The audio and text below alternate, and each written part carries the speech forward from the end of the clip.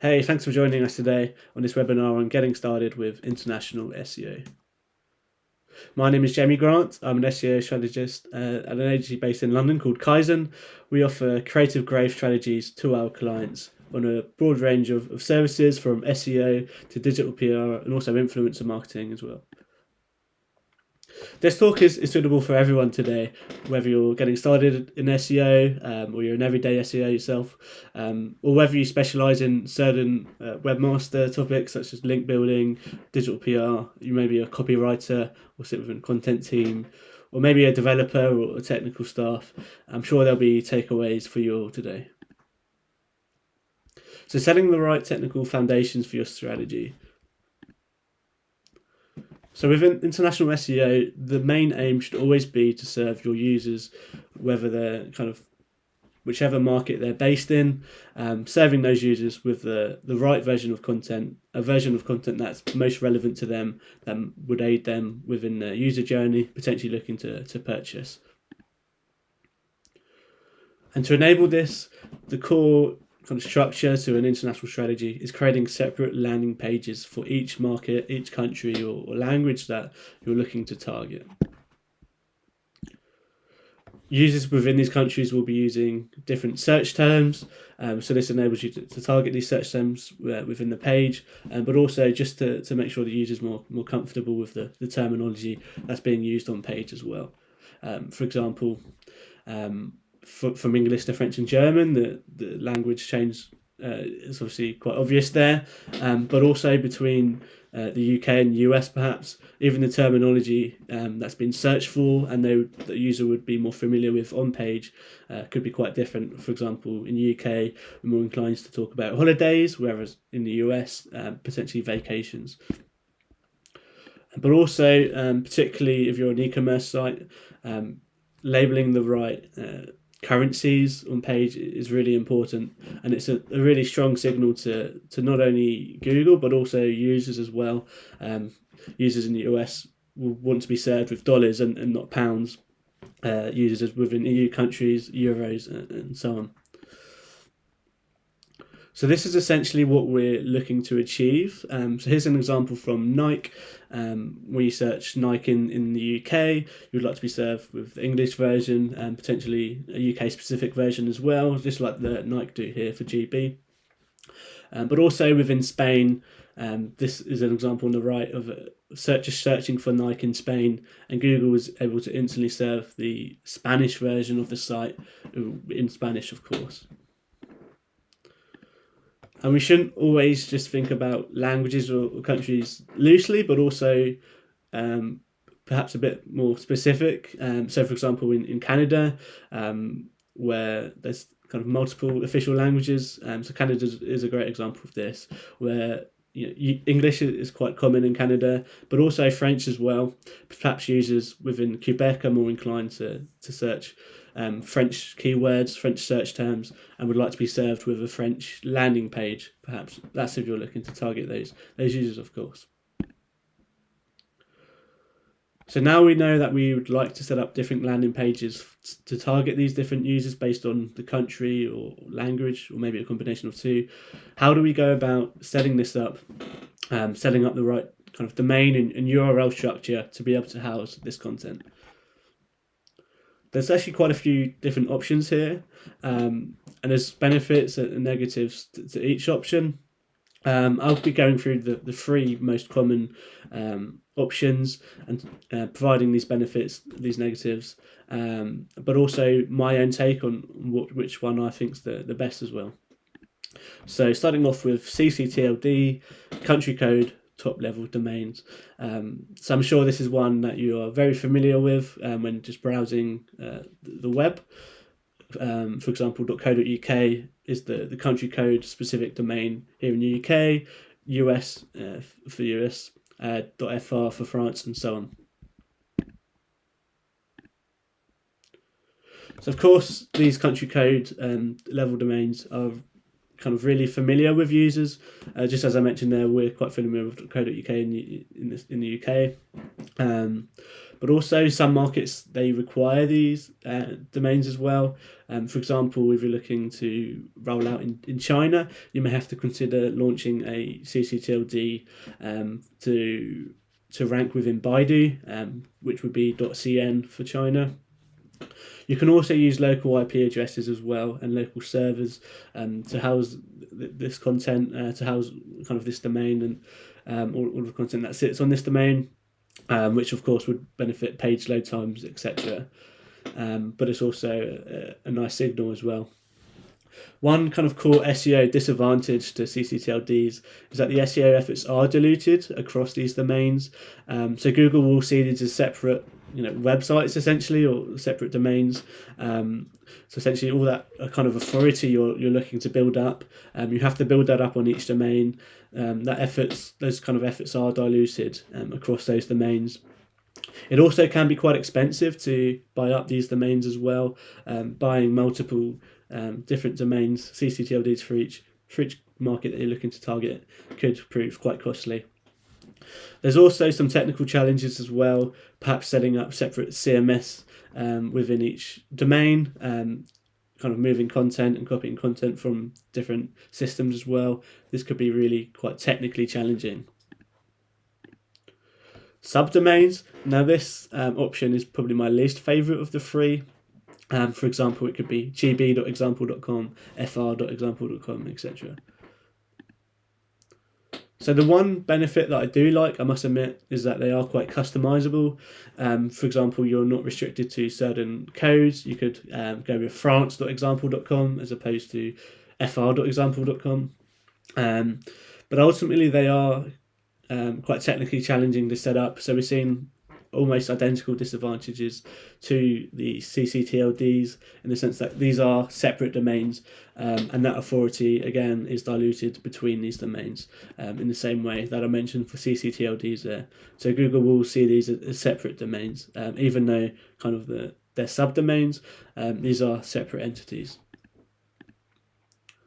Now, my favourite has to be subfolders, sometimes referred to as subdirectories.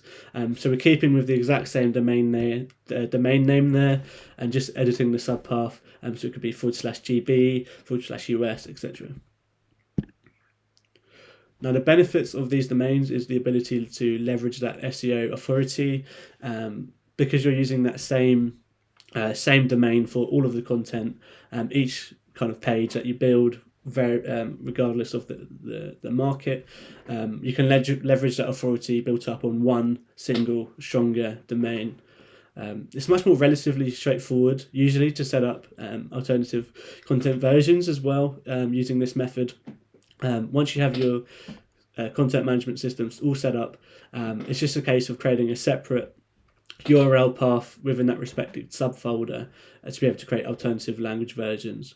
It's also easier to set up tracking and reporting. For example, Google Analytics, just setting up one tracking code, one implementation of that tracking code across a single domain as opposed to several separate domains.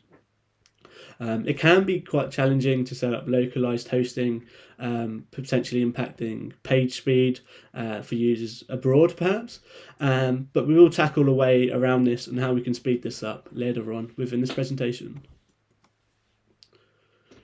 So when it comes to creating these separate versions, we have our different content, we've decided how we're going to structure it.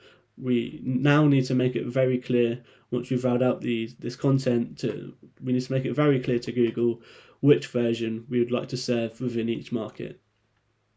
So this is where Hreflang comes in, and Hreflang is our piece of code that allows us to send clear signals to Google to make it really clear which URLs we'd like to target. Hreflang is essentially a mapping task, is how I like to refer to it. We're essentially saying to Google, this is the page that we'd like to serve within the UK, this is the separate URL that should be served in the US, this one for France, and so on, depending on which ones you've rolled out. So this is what Hreflang would look like within the code of the page here. So essentially from left to right, we're stating to Google, this is an alternative version of this URL.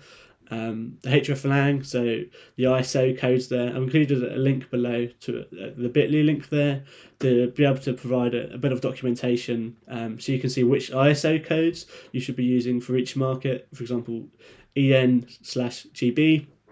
This is telling to Google, we'd like to serve this URL to users who are looking for English content within UK, within Great Britain. And the URL at the end there, so this is essentially saying this is the URL that we'd like to serve to those users. One bonus tip here is to set up your hreflang within an HTML editor as opposed to some kind of Word doc or Google Docs. As you can see, the version at the top here, this was set up within a HTML editor that I use called Brackets. But the version beneath that was just set up within a Google Doc. And once that code gets copied and pasted within to your website, within the back end there, those quotation marks may not be kind of read by your CMS system, and when it kind of gets implemented into the code, if that stays the same, it could cause a few problems for Google when it reads that hreflang as well.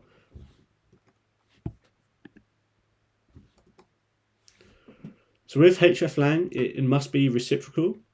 So say we're on our UK page, we must say we're on the UK page and we link to the US page.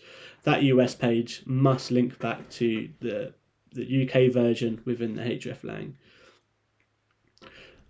So yeah, a nice tip is to set kind of the same hreflang on every single page, and also setting up a default version. This I find really useful. It's not critical, but sometimes it does go unnoticed or missed.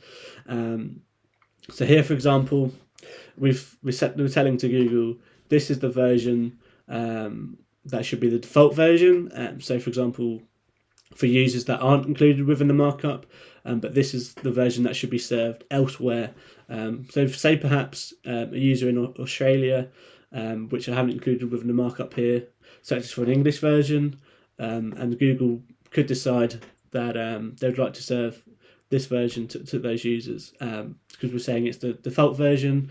It's essentially the master in a sense, in a way. So Google will serve this to any other users that haven't been included within the markup.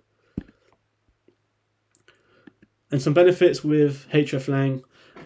So another kind of core benefit of hreflang that often goes unnoticed or missed is the shared ranking signals.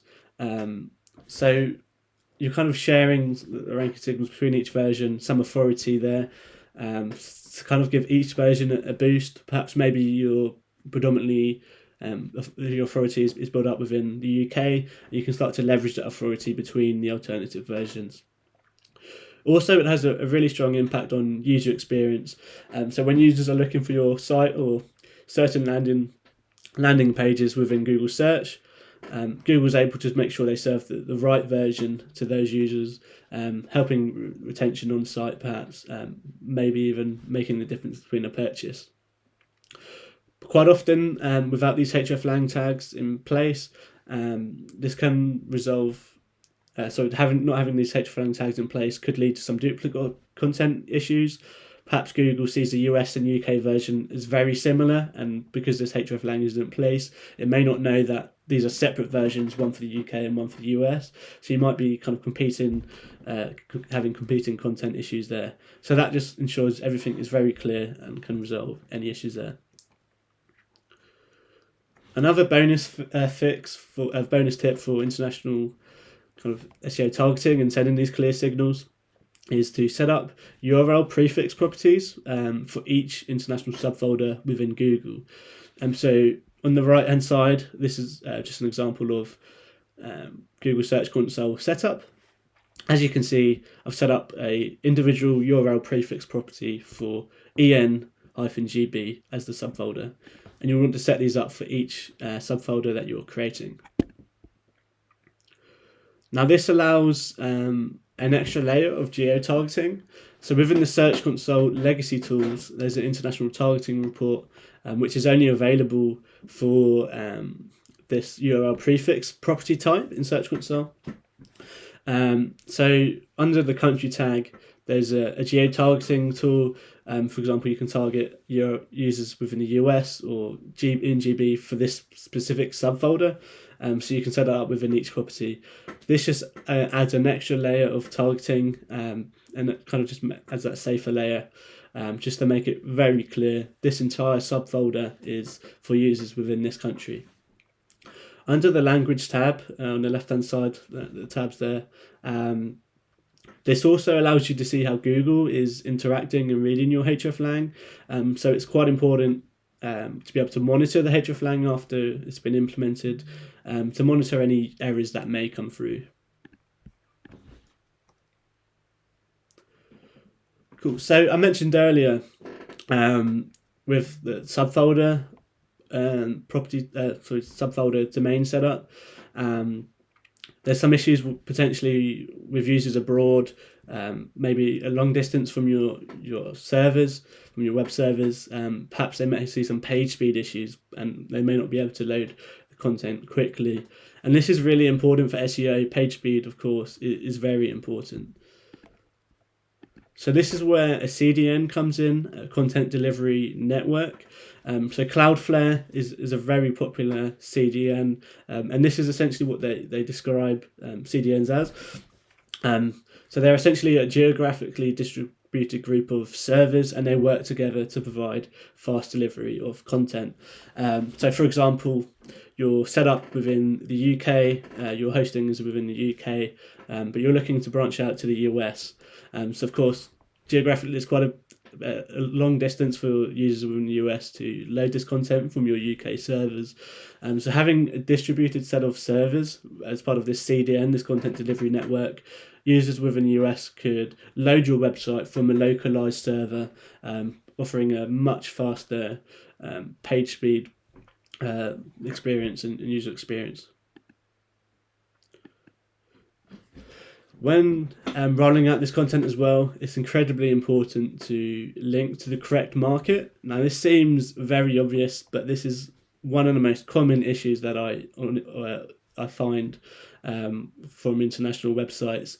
When you're intending linking from your site, you need to link from the UK version to UK versions of content, from French versions to other French versions of content, and this includes navigation, but also on-page links as well. Avoiding geo-redirects, this is quite messy for sure, and it's certainly something you would like to avoid. Ultimately, Google will predominantly crawl from a US-based IP. Sometimes they can and they will crawl from separate IP addresses from separate countries, but predominantly they'll be looking at a US IP there. But also with redirects based on your users' locations. So they may have actually specified within their Google search settings that they'd like to be served a certain language or a certain country version. Perhaps they're abroad and they've set it up so they'd like an English version perhaps. So that could potentially make that a very messy experience for those users. But in terms of these geo IP-based redirects, don't just take it from me. John Mueller has also pitched in on this as well. John Mueller is a web analyst working for Google.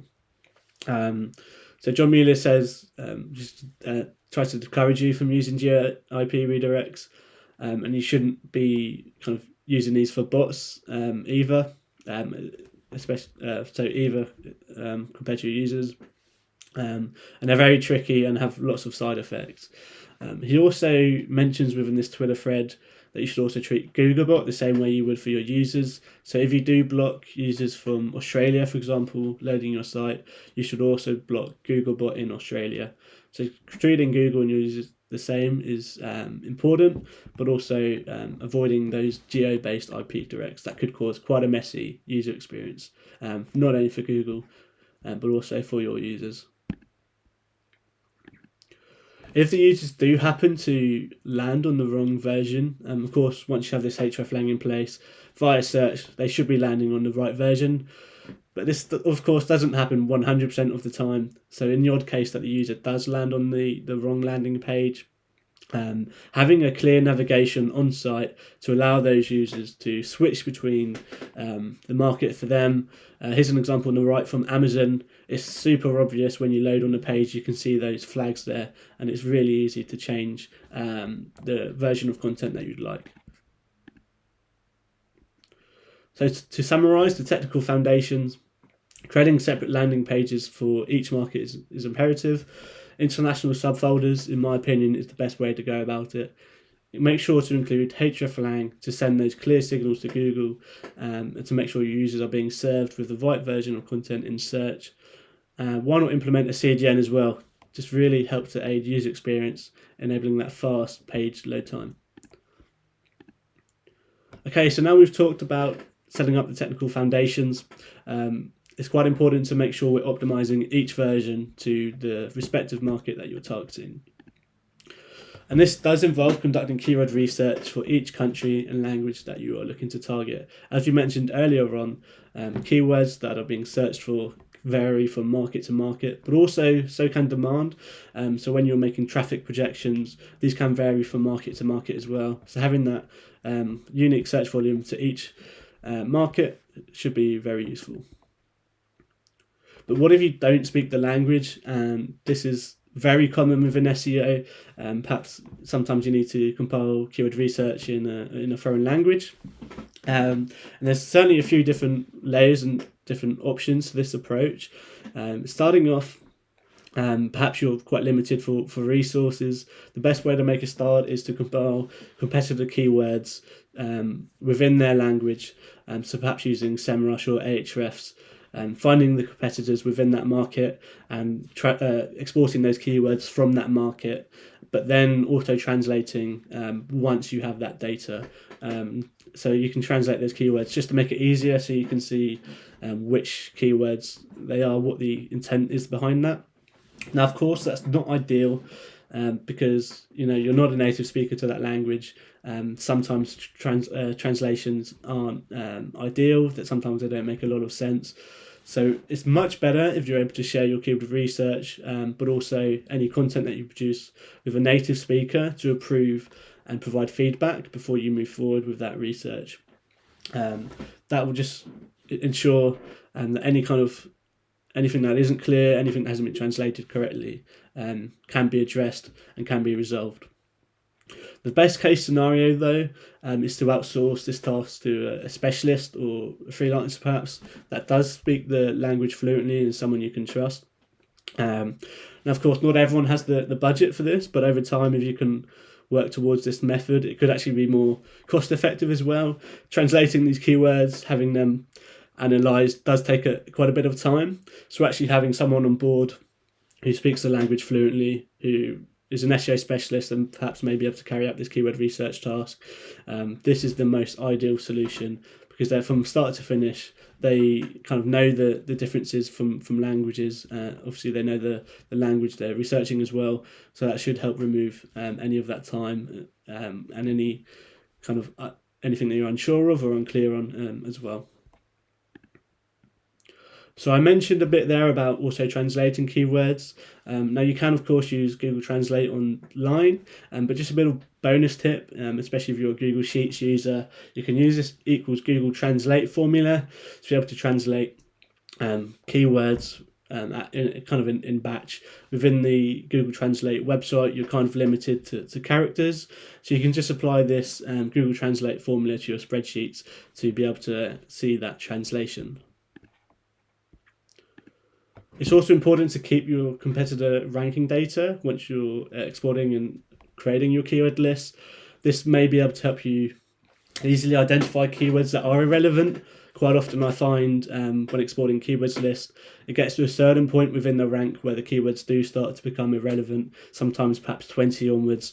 So keeping an eye on that data will be able to help you cull unnecessary or irrelevant keywords. But also, you shouldn't just stop with your competitor keyword data. Using relevant seed keywords, this should be very helpful to generate further keywords that your competitors they might not be targeting. SEMrush has a keyword magic tool, which I'm a big fan of. Also, Ahrefs has its own keyword exploring tool as well. So essentially just typing in that seed keyword to generate a more expansive list of keywords based on that initial keyword there. But also what's really useful is Keyword Magic Tool, and SEMrush has this as well as Ahrefs. On that left-hand side, you can see it's already starting to categorize these keywords based on that seed keyword list. So you can view each kind of variation, evaluate the relevance there, and maybe export those to start to build out keyword categories and clusters. Again, it's very important to remember that local terminology is used not only from your keyword research to be able to determine this, but also when you're implementing this terminology on site. We can see, for example, in Australia, what their terminology is for flip-flops, which of course very different over here in the UK. And a general rule when it comes to optimizing your content and rolling out any copy or content on site, anything that can be localized should be localized for your users. Currency is an obvious one that we touched upon earlier.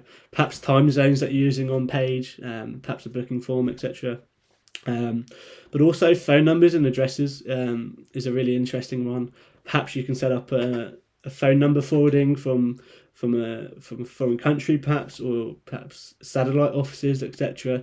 Not only would this help users be more kind of comfortable and familiar, but also this is something that Google could pick up as well.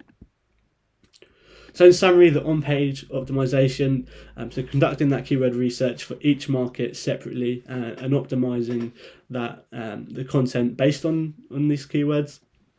Leaning on a native expert is so important, in my opinion, to be able to make sure you get it right, get your keyword research right, but also your content right as well. And using that local terminology, currencies, and any kind of cultural differences between the content, that will just really help your users be more comfortable and familiar with the content that you're serving. Now, before we finish up, it's really important to not forget about backlinks. This often can go unmissed as well. So perhaps we've set up our Hreflang, we've localized keyword research, we've carefully optimized each page, we've followed all these steps, and sometimes you can still not see results after this. Perhaps your traffic results may look a little bit like this. You're based in the UK, some of the English versions abroad are doing okay but not great, and some of the foreign versions as well aren't great either. And this is often a very common correlation that I see at this stage. The total links, but also the quality of links that are being built up within each market is very important. So we should not only be looking to build up links based on country, but also language. So yeah, quite often it's important as SEOs, we know, to build up backlinks and authority for relevant topics, but also we must not forget about each language and country that we're going for. And don't forget as well, implementing Hreflang allows for the sharing of ranking signals and some authority between each alternative version. So this gives you a really nice starting point, really nice base to build your backlink profile up on the back of that. And yeah, of course, building up each backlink within each region, looking for sources in France to link to our French page, in Germany to link to our German page, etc. And make this an ongoing strategy. Your backlink profile can always be improved, and this space is certainly always becoming more and more competitive. Here's a little guide from a colleague of mine, Sylvia, and she talks about learning about building links within Italian market. So yeah, do make sure you kind of research this each market that you're going for, and how you can build up links within that market. Of course, each country is slightly different there. So some key takeaways to wrap up. So building out individual landing pages that are specific to each market is very important. Using Hreflang to ensure Google serves the right version to each user within search, but also don't forget about building up that international backlink profile. Thank you so much for listening to the webinar. I'll pass back over to Chantel, and I'll join you very shortly for an FAQ session. Thanks for listening.